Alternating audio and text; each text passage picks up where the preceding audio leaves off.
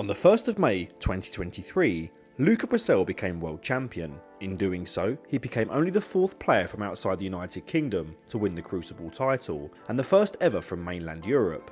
After that victory, snooker fans everywhere believed Luca had finally cracked elite status, that this was the moment he'd establish himself as a top player for years to come.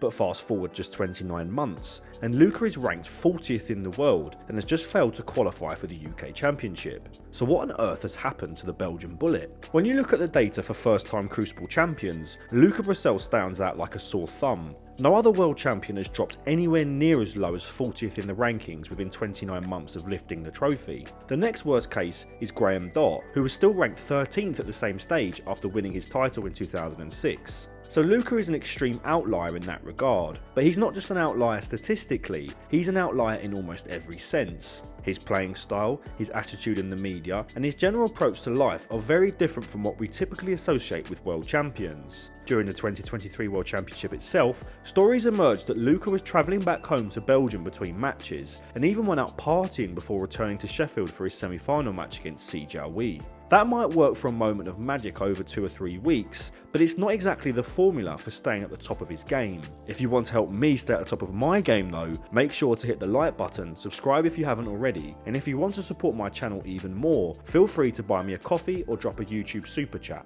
Now, back to the video. Looking at his form across the past 3 seasons, another outlier emerges: the fact that he even won the World Championship at all. In the 3-year stretch from summer 22 to summer 25, Luca won just one other event, the Championship League, and reached only one further final. Beyond that, he has a single semi-final and a handful of quarter-final runs, and that's essentially the whole list. Zoom in specifically on his Triple Crown record. He has the one world title, a UK Championship final appearance in 2021 where he lost to Zhao Xintong, and he's never reached another semi-final in any of the 3 majors. For me, this paints a clear picture. Luca Brecel is either totally on song, capable of beating anyone, reaching finals, even winning the biggest event of them all, or he's nowhere near the level needed to compete with the elite. His A game is genuinely world class, but his B game is well below what top players rely on, and as any snooker fan or player knows, producing your absolute A game is a rare occurrence. Even the likes of Ronnie O'Sullivan, Judd Trump and Stephen Hendry, 3 of the greatest A game players ever,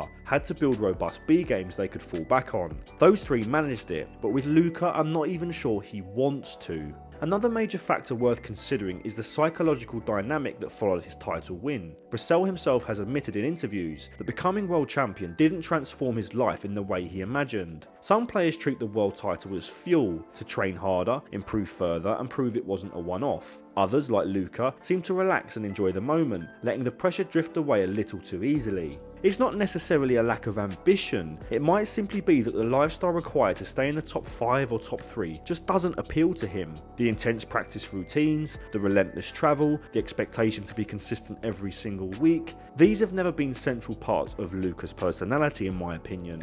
Another point often raised by pundits is Luca's relationship with practice. He has openly said that he sometimes goes weeks without touching his cue or only practices when he feels like it. Many elite players are obsessive with their preparation. Steve Davis practicing until midnight, Judd Trump drilling specific shots for hours, Selby tirelessly refining his tactical game. Brecel, by contrast, relies on rhythm and natural talent. That approach can create short bursts of brilliance, but when confidence dips or timing is off, it can take much longer for him to play his way back into form. His game is built on feel, not repetition, which makes consistency almost impossible to sustain. It's also worth mentioning that Brecel's attacking style when misfiring is brutally unforgiving. The shots that look genius when he's flowing can look reckless when he's not. Unlike more disciplined players who can grind through scrappy matches, Luca often goes out early because he refuses to adjust his shot selection. Fans love him for that freedom and unpredictability, but it also directly contributes to his inconsistency. In a sport where safety exchanges, tactical patience and mental discipline often separate champions from journeyman, Brecel can sometimes feel like an artist trying to paint masterpieces in a tournament designed by and for engineers. And this leads us to 2 of the most uncomfortable questions in the entire video. Was Luca Brecel's world title a fluke? And more brutally, could he be the worst world champion in snooker history? I'd like to know how you'd answer these questions, so let me know in the comments. But before anyone jumps to conclusions, fluke doesn't mean he wasn't phenomenal during those 3 weeks in 2023, because he absolutely was. his comeback against Si Jiaowei, his 8-0 third session demolition of Ronnie O'Sullivan, his fearless attacking play. That was genuinely elite snooker. But the real point is this: most world champions demonstrate their pedigree across several seasons. They might not dominate, but they back up the title with finals, semi-finals, ranking wins, and consistent deep runs. With Luca, the world title stands almost entirely alone on his CV, like a skyscraper surrounded by flat ground. Compare him to other one-time world champions,